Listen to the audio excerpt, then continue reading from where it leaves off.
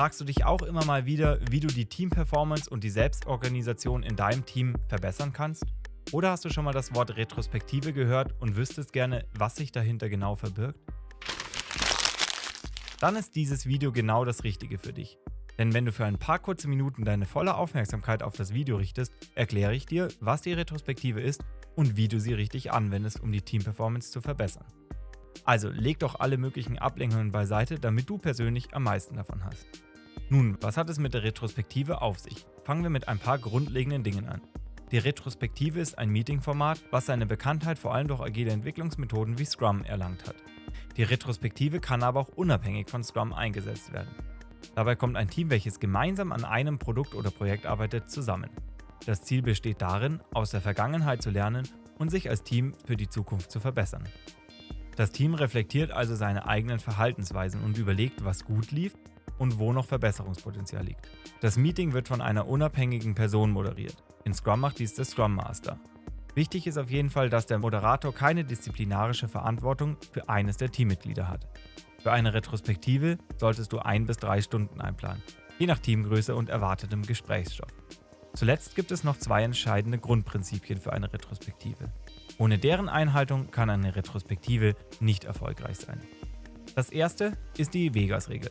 Nach dem Prinzip What happens in Vegas stays in Vegas ist auch alles, was in der Retrospektive besprochen wird, vertraulich und darf den Raum nicht verlassen. Dies ist wichtig, damit alle Teilnehmer ehrlich und offen sein können. Das zweite Grundprinzip ist die Prime Directive. Diese besagt, dass jeder stets davon ausgeht, dass alle in der gegebenen Situation ihr Bestes gegeben haben.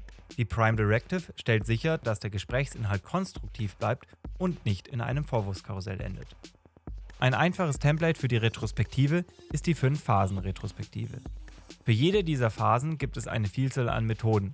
Beispiele dafür findest du im Retromat unter retromat.org oder dem Link in der Videobeschreibung. Schauen wir uns die einzelnen Phasen also mal genauer an. Die erste Phase ist Setting the Stage.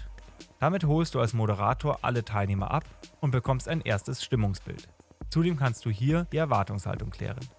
Du solltest etwa 5% der gesamten Zeit dafür einplanen.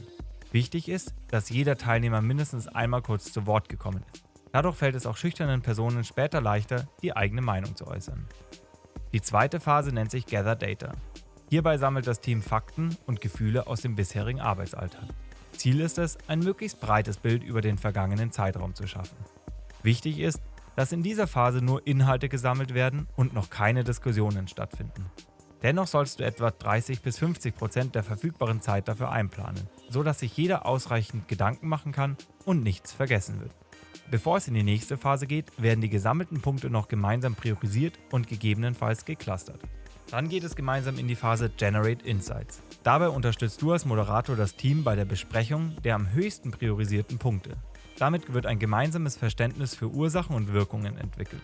Wichtig ist hierbei, dass du mit dem Team wirklich in die Tiefe gehst und nicht nur an der Oberfläche kratzt. Daher ist es üblich, dass nicht alle der anfangs gesammelten Punkte besprochen werden können.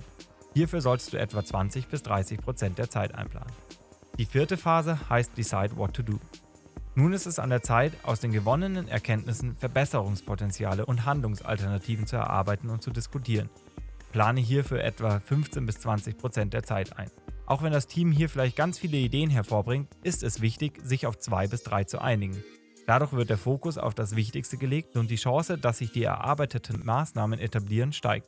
Wichtig ist, dass sich für jede Maßnahme eine Person findet, die für die Umsetzung verantwortlich ist. Kommen wir nun zur letzten Phase. Die heißt Closing It. Dabei kannst du einen guten Abschluss sowie einen emotionalen Ausklang der Retrospektive schaffen.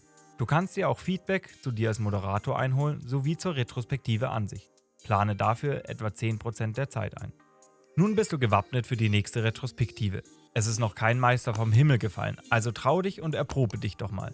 Schon nach ein paar moderierten Retrospektiven wirst du ein gutes Gefühl dabei bekommen und kannst auch schon mit der ein oder anderen Methode spielen.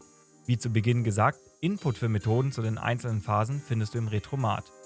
Du hast Ideen, Anregungen, Feedback oder Themenwünsche? Dann schreib es in die Kommentare. Hat dir das Video gefallen? Dann lass mir doch ein Like da und abonniere meinen Kanal.